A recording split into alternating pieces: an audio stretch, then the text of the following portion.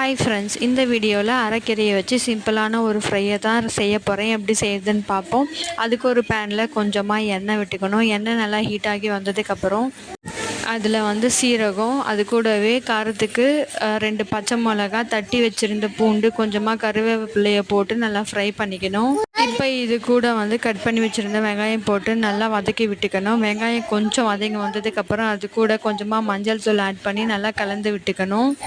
இப்போ இதனோட பச்சை வாசனை போனதுக்கப்புறம் இது கூட டேஸ்ட்டுக்கு தகுந்த சால்ட்டை ஆட் பண்ணி நல்லா கலந்து விட்டுக்கணும். இப்போ சால்ட்டை ஆட் பண்ணுறதுனால வெங்காயம் இன்னும் கொஞ்சம் சாஃப்டாக வெந்து வந்துடும்.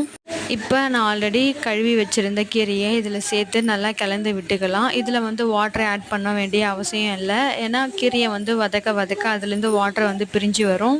அதுவே போதுமானதாக இருக்கும். இதை நல்லா சாஃப்டாகி வந்ததுக்கப்புறம் இறக்கிட்டோம்னா சூப்பரான கீரை ஃப்ரை ரெடி ஆகிடும். டேஸ்ட்டு ரொம்ப சூப்பராக இருக்கும். நீங்களும் மஸ்ட்டாக ட்ரை பண்ணுங்கள். நாளைக்கு வேறு ஒரு நியூ வகையில் பார்ப்போம்.